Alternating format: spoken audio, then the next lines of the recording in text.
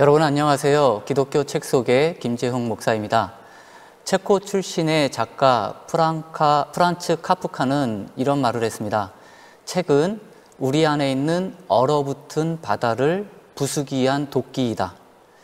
우리 안에 있는 얼어붙은 바다. 처음에는 얼어붙은 바다라는 표현이 황당했지만 금세 고개를 끄덕이게 되었습니다. 얼어붙은 바다는 사람들이 저마다 갖고 있는 고정관념이 아닌가 싶습니다. 매일매일 쌓이게 된 자신만의 관념이 바다같이 커져버린 것이죠. 우리는 자신이 옳다고 여기며 하루하루 자신의 고정관념대로 행동하며 살아갑니다. 프란츠 카프카는 독서를 통해 우리 내면 속에 있는 얼어붙은 이 바다를 깨어 부수라고 말하는 것이죠. 신앙서적을 추천하며 영적 성장에 도전하는 김재영 목사의 기독교 책 속에 오늘도 시작합니다. 먼저 여러분들에게 사진 몇 장을 보여드리도록 하겠습니다.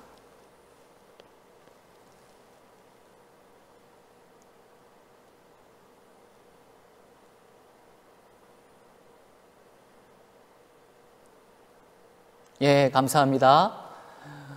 교회 주변에 있는 꽃들의 사진입니다. 여러분들이 오랫동안 교회에 나오지 못하셔서 제가 오늘 아침에 여러분들을 위해서 몇 장 찍어서 갖고 왔습니다. 교회 오고 싶어 하시는 분들 위해서 꽃도 보고 교회 근처의 모습도 보라고 준비했습니다. 꽃을 보니 어때요? 마음이 따뜻해지는 것 같습니까? 이 따뜻한 마음을 가지시고 오늘도 기독교 책 속에 계속해서 진행하도록 하겠습니다. 오늘 여러분들에게 소개하고 싶은 책은 팀 켈러의 일과 영성입니다. 우리나라 사람들의 특징 중에 하나가 유교 문화가 배경이 되어 있다는 거죠. 유교 문화의 배경을 갖고 있는 사람들의 특징은 공과 사를 엄격하게 구별하는 그런 특징이 있습니다. 공과 사를 구별하면서 구별하는 것이 직장과 가정입니다. 직장은 공적인 공간, 가정은 사적인 공간. 또한 공과 사를 구별하면서 우리는 이 신앙생활까지 이러한 습관을 갖고 있는데요. 교회와 일터, 교회는 영적인 곳, 일터는 세속적인 곳. 이 책 일과 영성은 우리의 영성이 교회보다 일터에서 더욱 증명된다라고 주장하는 책입니다. 이 가정과 직장을 통합적으로 생각하는 것이 중요하고 교회와 일터를 통합적으로 생각하는 우리의 사고방식이 중요한데요. 요즘 현대에 많이 등장하는 말 중에 시스템적 사고라고 있습니다. 시스템적 사고. 현실의 다양한 요소들이 어떻게 유기적으로 서로 연계되어 있는지를 파악하는 우리의 사고 체제를 말하는 거죠. 이 시스템적 사고가 있어야지만 우리는 우리의 문제에 대해서 창조적인 대안을 만들 수가 있다고 합니다. 우리 또한 교회와 일터, 이 두 공간을 시스템적 사고로 서로 잘 연계해야 되는 일들이 필요하지요. 우리는 알게 모르게 안경을 끼고 있습니다. 이원론적 안경. 교회와 관련된 일과 나머지 일들을 구별하는 그런 습관을 갖고 있죠. 그리고 교회가 아닌 나머지 일들은 가치가 떨어진다라고 생각하는 경향이 있습니다. 그런데 이러한 가르침은 성도들에게도 있지만 목회자들에게도 있는 것 같습니다. 왜냐하면 목회자들의 일터는 교회이지요. 그래서 성경에서 가르치는 일터의 중요성을 대부분 교회의 중요성으로 이야기하는 경우가 많이 있습니다. 그래서 자연스럽게 목사님들의 설교를 듣고 가르침을 받는 성도들은 교회에서 일하는 것을 더욱더 중요하게 생각을 하지요. 그래서 이 책은 사실 우리 목회자들부터 읽어야 되는 책입니다. 교회가 바르게 가르쳐야죠. 교회가 바르게 가르쳐야 할 부분은 일터에서 어떻게 크리스찬답게 살아갈 수 있는가를 가르쳐야 합니다. 교회에서 성도로서 어떻게 잘 신앙생활 할 것인가, 이것도 물론 중요하지만 일터에서, 직장에서, 내 삶의 현장에서 어떻게 하면 하나님의 자녀답게 살아갈 수 있는가라는 질문에 대한 답, 바로 이 책에 나와 있습니다. 우리 하나님은 교회의 하나님이라고만 말할 수 없죠. 온 우주의 하나님이시죠. 일터는 정말 우리에게 중요한 곳입니다.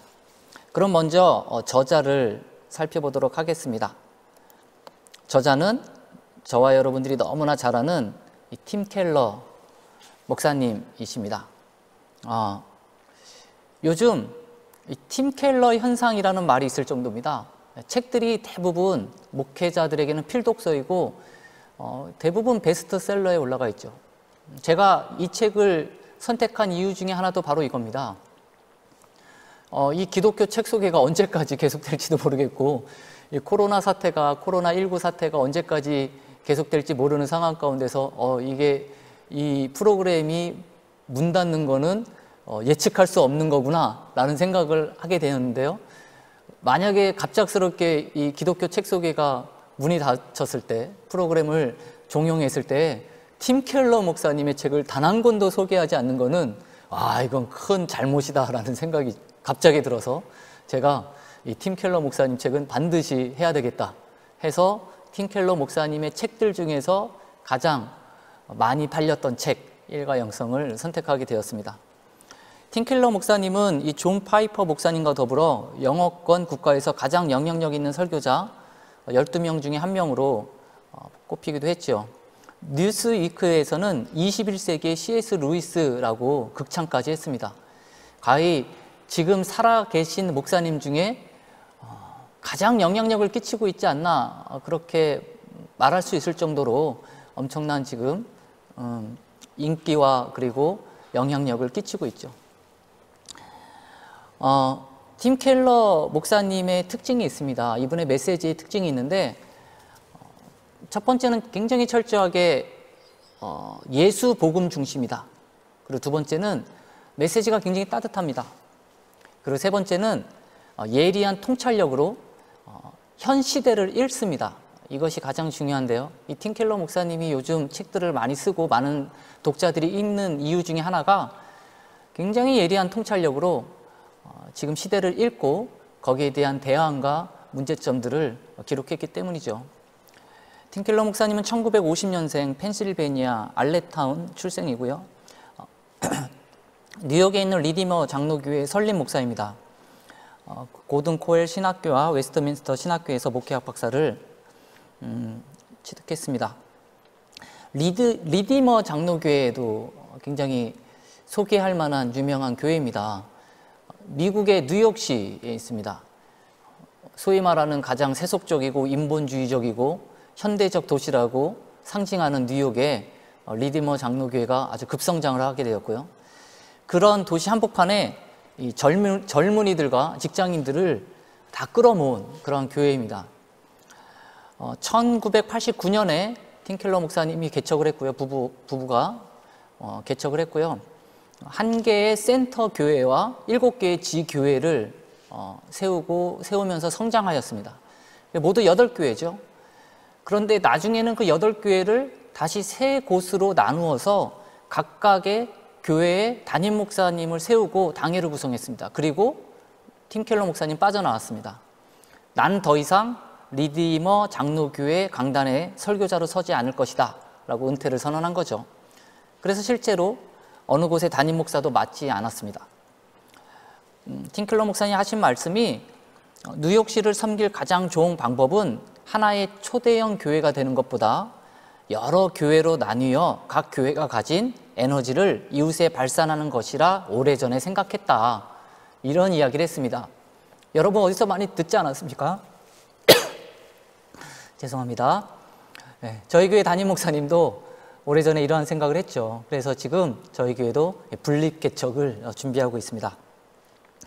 이 팀 켈러 목사님이 쓴 책들은 탕부 하나님, 센터 처치 기도, 결혼을 말하다, 왕의 십자가, 정의란 무엇인가, 당신을 위한 로마서 등등등등입니다. 너무 많은 책을 썼기 때문에 다 기록도 할 수가 없습니다.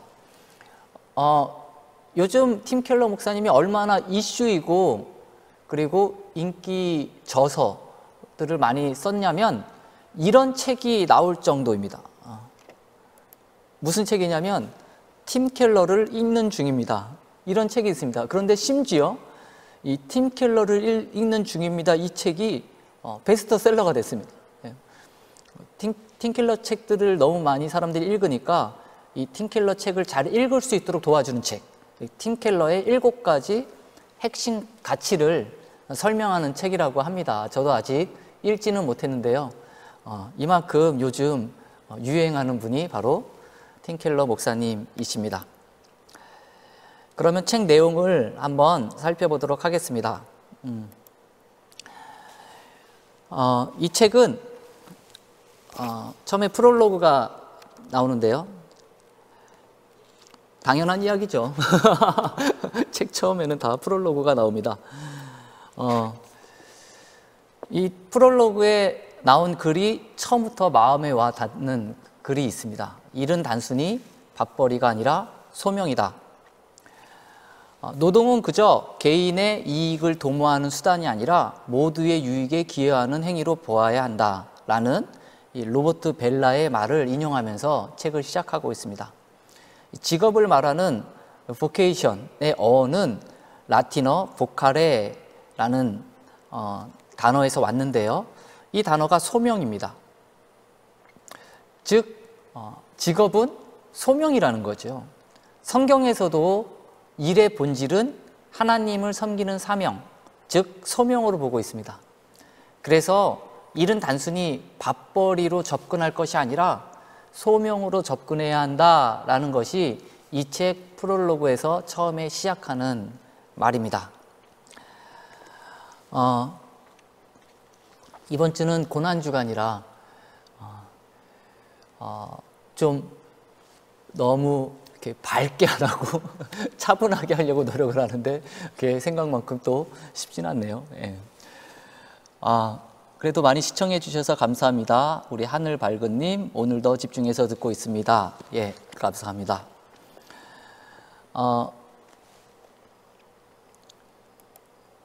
팀 켈러 목사님은 이 다음과 같은 3가지 질문에 대해 성경이 어떤 답을 제시하는지 풀이하면서 이 책을 기록하고 있습니다. 첫 번째 질문은 왜 일하고 싶어 하는가? 만족스러운 삶을 사는데 일이 꼭 필요한 까닭은 무엇인가 하는 질문이고요. 두 번째 질문은 왜 그토록 일하기 어려운가? 어째서 열매가 없고 무의미하고 까다롭기 일쑤인가? 라는 질문이고요. 세 번째 질문은 어떻게 하면 복음을 발판으로 난간을 이겨내고 노동에서 만족을 얻을 수 있을까? 라는 이 3가지 질문으로 이 책을 풀어내고 있습니다. 그래서 이러한 내용에 대해서 팀 켈러 목사님은 다음과 같이 내용을 풀어나가는데요. 첫 번째는 이제 파트 1에서는 첫 번째 질문에 대한 대답입니다. 1. 하나님의 황홀한 설계. 왜 일하고 싶어 하는가? 대답은 일 자체는 너무 좋은 것이다.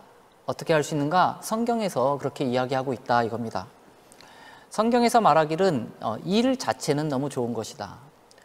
그래서 우리는 이 삶의 의미를 추구하는 것이 일이다 라는 것을 성경을 통해서 알 수 있고요.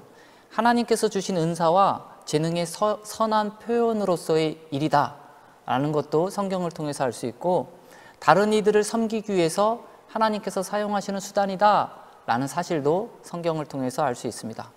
궁극적으로 선한 것이라는 거죠. 그런데 이 현대 노동관이 가지는 의미는 많이 잘못되었습니다. 현대 노동관에서 우리에게 일에 대한 개념을 심어주는 것은 무엇이냐면 여러 가지가 있겠지만 그 중에 한 가지는 재정적 보상이죠. 밥벌이입니다. 쉽게 얘기하면. 우리는 재정적 보상이라는 기준을 가지고 일의 귀천도 나눕니다. 그리고 또 우리 기독교인들, 우리 크리스찬들이 갖고 있는 일에 대한 잘못된 생각 중에 하나가 바로 이원론적 노동관이죠. 성스러운 일과 세속적인 일을 나누는 습관이 바로 그겁니다. 이 책에서 이야기하는 것은 일은 소명이다. 하나님의 일하심과 함께 문화를 창조하고 유지하는 그 협력자라는 정체성을 강조하고 있습니다. 또 이 책에서 굉장히 좋은 말을 했는데요. 일은 하나님을 닮아가는 수단이다. 와, 멋진 표현이죠? 예. 왜요? 하나님이 일하시니까 일하시는 하나님 또한 우리가 일을 하면 그 하나님을 닮아갈 수 있다고 합니다. 그래서 일터에서 주님의 매뉴얼을 따라 야심차게 일하라 라는 말을 합니다. 이것이 첫 번째 질문에 대한 답이고요. 두 번째 질문은 왜 그토록 일하기 어려운가? 파트 2의 제목이 일, 끝없이 추락하다입니다. 하나님과의 관계가 단절되면서 일은 다른 피조물들과 함께 타락했다라는 거죠. 일의 의미를 잃어버렸다라는 것이죠. 그리고 탐욕의 수단으로 변질되었다라는 것입니다. 그래서 어떤 사람들에게 일은 그 사람의 인생의 전부가 되어버립니다. 인생이 통째로 일에 빨려 들어가 한없이 망가진다라는 것이죠. 일을 좋은 것으로 궁극적이고 영원한 대상으로 삼는 것은 우상이 될 수도 있다는 겁니다. 그 일 자체가 그 사람 자신을 규정하는 정체성이 되어버리면 안 된다는 거죠. 그래서 많은 사람들이 일에 대한 개념이 뭐냐면 자기 자신을 있어 보이게 하는 하나의 수단으로 삼는 경우가 많습니다. 요즘 신조어 중에 있어빌리티 있죠? 있어 보이게 하다와 능력, 어빌리티의 합성어 있어빌리티. 그래서 자신의 능력, 자신의 직업, 자신의 직장을 통해서 있어 보이게 하는 있어빌리티. 그것을 키우는 게 현대인들의 모습입니다. 일은 인생의 전부가 될 수 없죠. 하나님이 우리에게 주신 좋은 것 중에 하나일 뿐입니다. 그래서 일도 우상이 될 수 있다. 그 우상을 경계하자가 파트 2에서 나오는 이야기입니다. 세 번째, 어떻게 하면 복음을 발판으로 난간을 이겨내고 노동에서 만족을 얻을 수 있을까라는 질문에 대한 대답입니다. 제가 오늘은 이 부분에 대해서 많은 설명은 하지 않을 거지만 이 책이 좋은 책이다라고 제가 말하고 싶은 이유 중에 하나는 이 파트 3에서 이 세 번째 파트에서 대안을 그나마 구체적이고 제대로 된 대안을 내놓았다. 저는 그렇게 말할 수 있습니다. 많은 책들이 항상 문제만 제기하고 좀 대안이 이렇게 이론적이고 구체적이지 않은 경우가 많은데요. 우리 팀 켈러 목사님은 뛰어난 통찰력으로 현 시대를 제대로 읽으면서 대안에 대해서도 아주 잘 기록을 했습니다. 우리는 일 중독에 빠질 이유가 없으며 일을 저주의 결과로 치부하지 않는다라고 이렇게 기록하고 있습니다. 일이 원래의 위치로 돌아가야 한다는 것이죠. 원래의 위치는 어디냐? 우리의 일은 이웃과 사회를 섬기는 수단, 이것이 원래의 위치인데 그것으로 돌아가야 된다는 겁니다. 그래서 그 원래의 위치는 복음의 관점으로 일을 이해하는 데서 시작이 됩니다. 책 제목 중에, 이 소제목 중에 그런 것이 있습니다. 회사 신우회에 참석하는 선에서 만족하지 말라. 좀 경건하거나 내가 그리스도인다운 직장 생활을 하겠다고 하는 사람들이 회사에서 신우회를 만들죠. 하지만 신우회에 참석하는 선에 만족하지 말라는 거예요. 신우회에 참석하는 선은 이미 일터와 일터 안에 있는 그리스도인의 문화를 구별시키는 행동입니다. 그런데 이 책에서 말하는 것은 그 일터 자체가 우리의 소명이요, 그 일터 자체가 우리의 영적 예배 공간이라는 뜻이죠. 그래서 신우회에 참석하는 것으로 만족하지 말랍니다. 성경적인 세계관으로 일 자체를 바라봐야 합니다 라는 이야기이죠. 예, 감사합니다. 예, 우리 권사님 책 내용이 성경적이라 읽고 싶네요. 좋은 책 소개를 감사드립니다. 우리 채팅창에 남겨주셨습니다. 현대 잘못된 일에 대한 개념을 꼭꼭 집어준 책이네요. 예, 감사합니다. 이렇게 채팅창 통해서 같이 방송하고 소통하니 너무나 좋습니다. 그러면 책에 있는 모든 내용을 다 소개할 수는 없지만 파트 1, 첫 번째 파트에 나온 한 부분을 소개하고 싶은데요. 이런 말이 있습니다. 행복해지고 싶다면 주님처럼 일하고 주님처럼 쉬라. 너무 멋진 말 아닙니까? 주님처럼 일하고 주님처럼 쉬라. 일은 하나님의 뜻이다라는 겁니다. 성경은 입을 떼자마자 일에 관한 이야기부터 시작을 한대요. 맞는 얘기죠. 천지창조. 태초에 하나님은 일을 하셨죠. 뒤늦게 추가된 필요약이나 인간이 만들어낸 그런 제도가 아니라 창조주 하나님이 그리신 밑그림이었다는 겁니다. 하나님은 일하실 뿐만 아니라 또한 거기서 큰 기쁨을 누리셨죠. 하나님이 지으신 그 모든 것을 보시니 뭐라고 하셨어요? 보시기에 좋았더라. 큰 기쁨을 누리셨습니다. 저자는 말합니다. 이쯤 되면 일보다 더 행복하고 축하해야 할 게 또 있을까 싶을 정도이다. 그런 말로 일의 의미를 부각시키고 있습니다. 성경은 천지창조 사건 이후에도 계속해서 하나님을 일하시는 하나님으로 묘사하고 있습니다. 우리에게 뭔가 계속 공급해 주시죠. 하나님은 공급자이십니다. 우리에게 무언가를 계속 공급해 주시죠. 그 공급해 주시는 모든 과정이 하나님에게는 일입니다. 그래서 천지창조 이후에도 하나님은 일을 하고 계시다. 그리고 중요한 것, 정말 중요한 것은 뭐냐면 하나님은 일하실 뿐만 아니라 자신의 일꾼들에게 그 일을 맡기기도 하신다라는 거예요. 정말 중요한 문장. 하나님은 실제로 인간을 통해 일하신다. 하나님은 전능하신 하나님이기 때문에 그 혼자서도 다 하실 수 있는데 하나님은 일하시는 방식이 인간을 통해 일하시는 방식을 택하여서 일을 하신다라는 거예요. 그래서 인간에게 말씀하신 이 정복하라는 말은 비록 하나님이 지으신 만물이 더할 나위 없이 훌륭하지만 개발되어야 할 여지가 여전히 남아있음을 우리에게 시사하고 있어요. 하나님의 능력이 부족한 것이 아니라 그것이 인간을 위한 계획이라는 거죠. 놀랍지 않습니까? 일은 역사에 슬그머니 끼어든 재앙이 아닙니다. 주님이 우리의 인생을 염두에 두고 마련하신 완벽한 설계의 일부라는 것이죠. 온 우주를 창조하시고 계획하시고 운영하시는 그 하나님의 그 설계의 일부가 우리 인간의 노동이 들어가 있다는 겁니다. 그래서 일은 그만큼 중요합니다. 여기 도로시 세이어라는 사람의 말을 인용했는데요. 이 저자가 인용한 겁니다. 살기 위해 일해야 하는 것이 아니라 일하기 위해 살아야 한다. 일하는 이의 능력을 최대로 표현하는 게 곧 자신을 하나님께 드리는 수단이며 반드시 그리 되어야 한다. 일을 보는 기독교적인 관점은 무엇인가? 그거죠.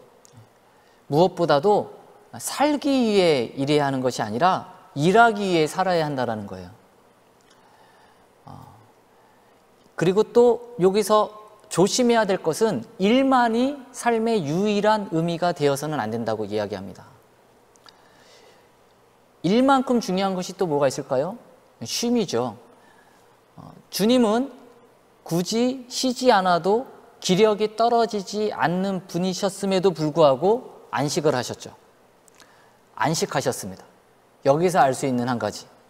일이 없으면 의미 있는 삶을 살 수 없지만 일만이 삶의 유일한 의미라고는 말할 수 없다. 이것이 중요한 이야기입니다. 일을 삶의 유일한 목적으로 삼는다면 하나님과 대적하는 우상을 만들어내는 셈이 될 수도 있다는 거예요.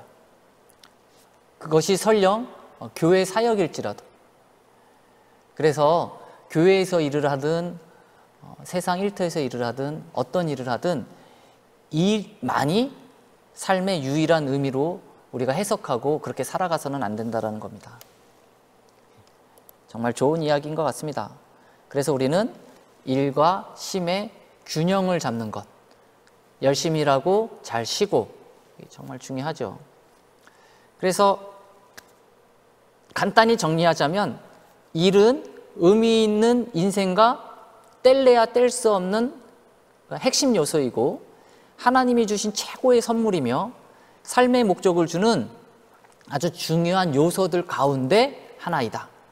그렇게 우리가 정리하면 좋을 것 같습니다. 예, 채팅창에 글 남겨주신 분들이 계십니다. 우리 권사님, 저도 선물로 받은 책인데 조금 읽다 말았는데 목사님께서 설명해 주시니 너무 유익한 책이었네요. 다시 읽기 도전하겠습니다. 감사합니다. 또 우리 정 권사님, 심 또한 일만큼 중요하다는 담임 목사님께서 말씀해 주셔서 더 공감됩니다. 예, 맞습니다. 담임 목사님도 심에 대해서 많이 강조를 하시죠. 설교 시간에도 이야기를 해주셨습니다. 제가 방금 파트 1에서 얘기한 이 일의 의미, 그리고 일터에서의 중요성, 여기에 대해서 조금 더 설교를 통해 말씀을 듣고 싶기 원하시는 분들은 유튜브에, 부끄럽지만 김재용 목사 유튜브 검색창에 제 이름 김재용 목사하고 두 달란트라고 치시면 제가 오래전에 성강교회에서 설교했던 설교가 나옵니다. 제가 유일하게 어른 작년 예배, 주일 예배 때 설교한 딱 한 편의 설교가 있는데요. 그때의 제목이 두 달란트 받은 자입니다. 유튜브에서 검색하시면 나오니까 그 설교를 들으면 바로 일과 영성에 대한 그 부분이 잘 요약돼서 성경 메시지를, 말씀을 통해서 여러분들에게 전했던 그러한 설교니까요. 시간 되시는 분은 한번 들어보시기 바랍니다. 또 하나 소개하도록 하겠습니다. 이 부분이 또 너무 중요하다고 생각돼서 제가 기록을 했는데요. 뭐냐? 부르심이라는 단어에 대한 이야기입니다. 바울 서신들을 살펴보면 일의 목적을 분명히 알 수가 있대요. 무엇을 통해서 알 수 있냐면 하나님이 어떻게 세상을 섬기라는 그 부르심을 통해 알 수 있대요. 어떻게 세상을 섬기라라는 것이 성경에 여러 군데 나왔는데 그 어떻게 세상을 섬기라라는 그 부르심을 통해서 우리는 일의 목적을 알 수 있다는 겁니다. 그러니 부르심에 대해서 성경에서 어떻게 쓰여져 있는가를 먼저 한번 살펴보면 이 부르다라는 뜻을 가진 그리스어 칼레오는 바울 서신, 목회 서신 여러 군데 기록이 되어 있는데 성경에서 쓰여진 그러한 예들을 한번 쭉 정리를 해보면 첫 번째로는 보통 믿음으로 구원을 받고 예수님과 더불어 하나가 되라는 하나님의 요청이 부르심입니다. 성경에서 부르셨다, 나 콜링 받았다, 그런 모든 표현들이 어떤 한 부분은 뭐냐면 내가 구원받았다라는 거죠. 그래서 예수님과 하나 됐다. 그런 뜻으로서의 부르심이 성경에 기록이 되어 있습니다.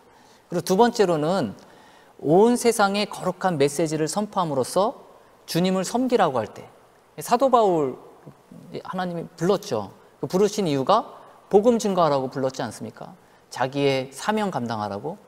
그래, 그 사명을 감당하는 이유는 주님을 섬기는 거죠. 그렇게 주님을 섬기는 자로서 부르심이라는 단어를 성경에서 쓴다라는 거죠. 그리고 세 번째, 언제 부르심이라는 단어를 쓰냐면 하나님은 개인적 뿐만 아니라 공동체적으로도 부르시기도 하는데요. 예수님은 물론이고 크리스천 공동체와도 친교를 맺게 하는 그 초대로서의 의미, 그게 또 부르심이라는 거예요.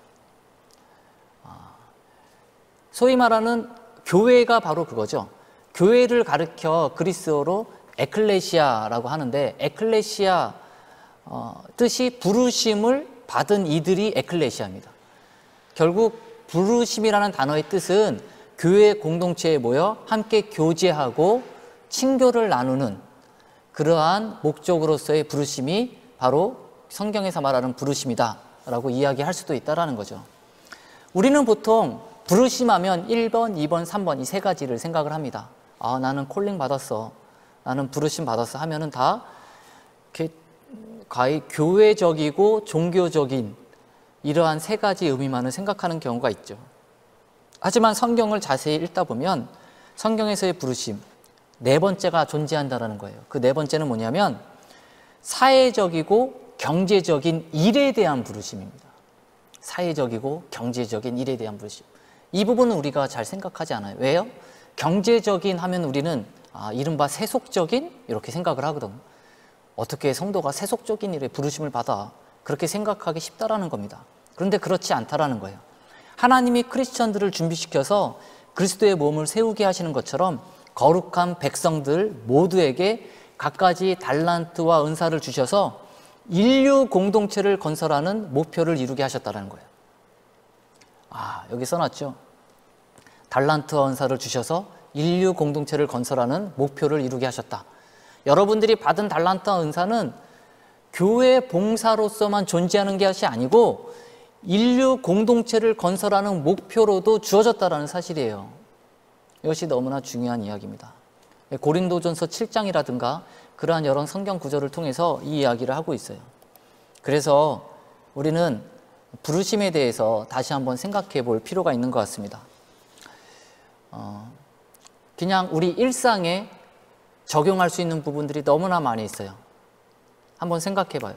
투표를 하거나 어떤 공직을 맡거나 엄마 아빠가 되는 것처럼 기본 중에 기본이라고 할 만한 사회적 역할이나 책무도 마찬가지입니다. 어느 것 하나 예외 없이 하나님의 부르심이며 주님이 인류에게 선물을 나눠주시는 수단이라는 것이죠. 소박하고 초라하기 그지없는 시골 농장의 소녀라 할지라도 하나님의 부르심에 부응하고 있다는 점에 있어서는 차이가 없다는 겁니다. 루터는 이런 말을 했어요. 하나님은 소젖 짜는 여자아이의 일을 통해 친히 우유를 내고 계신다. 멋진 표현했죠. 루터가 이런 말을 했습니다. 하나님은 소젖 짜는 여자아이의 일을 통해 친히 우유를 내고 계신다. 이것도 부르심이라는 것이죠. 이러한 부르심의 개념에 대해서 우리가 알고 있다면 직업을 선택하기에 앞서 우리가 던져야 될 질문들이 있어요. 무엇이냐? 바로 여기 있습니다. 여러분들이 어떤 일을 하기에 앞서, 일을 선택하기에 앞서, 혹은 정말 중요한 직장을 선택하기에 앞서, 혹은 작은 일이라도 가정주부라 할지라도 여기 나오는 소젖 짜는 여자아이의 일이라 할지라도 이러한 선택에 앞서 우리가 던져야 되는 질문이 한 가지 있습니다. 저는 이 질문, 여기 써있는 이 굵은 글씨로 써놓은 이 부분이 이 일과 영성 1페이지부터 마지막 페이지 중에 가장 중요한 문장이라고 저는 이야기하고 싶습니다. 제가 뽑은 가장 중요한 문장은 바로 이 문장입니다. 한번 읽어보겠습니다. 직업을 선택하기에 앞서 던져야 할 질문은 무엇을 해야 돈을 많이 벌고 출세할 수 있을까가 아니라 지금 가진 능력과 기회를 가지고 어떻게 하면 하나님의 뜻과 이웃의 요구를 늘 의식하면서 최대한 다른 이들을 섬길 수 있을까이어야 한다. 지금 가진 능력과 기회를 가지고 어떻게 하면 하나님의 뜻과 이웃의 요구를 늘 의식하면서 최대한 다른 이들을 섬길 수 있을까?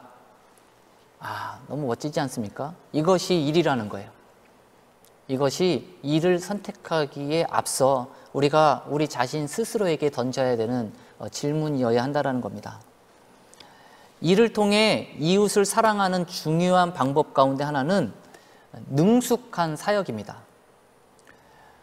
능숙한 사역에 대해서 이것이 성경적이다? 이것이 성경 이야기다? 이것이 교회에서 해야 될 이야기인가? 라고 물음표를 던지는 분들이 있어요. 그동안 너무 이러한 부분에 대해서 가르치지 않았기 때문에 그렇죠. 능숙한 사역, 프로페셔널한 그런 우리의 모습, 이것은 세상에서만 가르치는 거 아닌가? 라고 생각할 수 있죠. 하지만 이것 또한 충분히 영적인 활동이며 영적 활동 범주 안에 들어가 있는 우리가 해야 할 일 중에 하나라는 거예요. 내가 맡은 직장에서의 일은 능숙하게 해야 한다는 것이 성경적이라는 이야기입니다. 하나님이 이를 주신 목적이 인간 공동체를 섬기게 하는 데 있다면 그 뜻을 받드는 으뜸가는 길은 그 주어진 과업을 제대로 끝낼 뿐만 아니라 제대로 해내는 것이다. 이것이 저자의 말입니다. 그래서 우리는 능숙함이 필요합니다. 능숙함. 일을 하면서 다양한 경로로 우리는 하나님과 접촉할 수가 있습니다. 여러분들은 일을 어떻게 하고 계시는지요? 이양하는 일 정말 능숙하게 잘 하시기 바랍니다. 열심히 강의를 했더니 또 갑자기 많이 또 남겨주셨네요. 저에게 주어진 모든 일에 감사하며 살아가야겠습니다. 감사합니다. 2 달란트 검색하여 은혜 받겠습니다. 감사합니다. 예. 부끄럽네요. 갑자기 제 설교를 들으라고 해가지고 꼭 설교를 다시 들어보겠습니다. 감사합니다. 2 달란트 설교를 들었었는데 가물가물 수요 예배 때 힘 더 하셔서 좋을 것 같아요. 감사합니다. 와 라고 남겨주신 분도 계십니다. 마지막으로 한마디만 더 하고 마치도록 하겠습니다. 일은 능숙하게 해야 한다고 제가 방금 이야기를 했는데요. 하나님께서도 지금 또 일하고 계시죠. 천지창조 때 일을 하셨고 하나님이 지금도 일을 하시니까 하나님의 일은 현재 진행형입니다. 현재 진행형인 하나님, 그 하나님의 그 일하심에 동참하는 것이 우리의 일이라면 우리가 일을 하면서 정말 다양한 경로를 통해서 하나님을 만날 수 있다는 거예요. 하나님을 경험할 수 있다는 겁니다. 우리가 일을 하면서 어떤 한 가지 방법과 한 가지 채널만 있는 것은 아니지만 다양한 방법과 다양한 채널을 통해서 하나님과 접촉할 수 있다. 이것이 저자의 이야기입니다. 그래서 각자 가진 달란트를 최대한 노련하고 능숙하게 사용해야 한다는 뜻입니다. 그 능숙함에서 가장 기초가 되는 것은 여러분들의 자질입니다. 그 능숙하다 보면은 물론 부와 명예가 따라오기도 하죠. 하지만 그것은 우리의 목표점이 아닙니다. 부와 명예는 우리의 최종 목표점이 아닙니다. 우리의 최종 목표점은 바로 어떻게 하면 다른 이들을 최대한 섬길 수 있을까? 이것이 최종 목표점이죠. 능숙한 솜씨는 곧 사랑의 표현이라는 거죠. 여러분들의 능숙한 솜씨는 사랑의 표현입니다. 내가 요리사예요. 칼질을 잘해요. 칼질이 너무 능숙해요. 그 탁탁탁탁탁탁한 그 능숙한 칼질이 사랑의 표현이라는 겁니다. 성경적인 세계관으로 일의 개념을 정리하면 그렇다라는 거예요. 성경적인 세계관으로 일을 제대로 알고 있으면 나의 능숙함은 사랑의 표현인 거예요. 그 사랑의 표현이라는 원리를 적용한 사례는 이루 헤아릴 수 없이 많다라는 겁니다. 남을 돕는 일이 아니더라도 내가 직접적으로 봉사하고 구제하고 선교하고 그렇게 직접적으로 돕는 일이 아니더라도 여러분들의 노동이 본질적으로 이웃을 사랑하는 행위라는 겁니다. 우리 아이들에게 이런 말 많이 하죠. 공부해서 남 주냐? 너 열심히 공부해라. 그런 말 하는데 그 말이 틀린 겁니다. 공부해서 남을 주는 것이죠. 공부도 잘해서 좋은 직장을 얻어서 사랑을 실천하는 수단이므로 공부해서 남을 주는 겁니다. 우리 그리스도인들은 굳이 직접적으로 목회를 하거나 비영리 어떤 기독교 단체에 들어가지 않더라도 스스로 하는 일을 통해서 이웃을 사랑할 수가 있다는 겁니다. 성경에서 가르치는 이웃 사랑의 실천, 그것이 어떤 특별한 일이 아니라 여러분들의 일터에서 여러분들이 주님의 마음을 갖고 이웃을 사랑하는 섬김의 수단으로서 그 일을 하기 시작한다면 여러분들은 하나님 말씀을 실천하면서 살아간다는 것이죠. 그래서 전문성을 갖는 것이 중요합니다. 이 책에서도 그 전문성을 많이 강조해요. 그래서 여러분들도 나는 어느 분야의 전문가가 될 것인가, 내가 어느 분야의 전문가가 될 것인가 라는 그 생각이 결코 세속적이다라고 판단하지 마세요.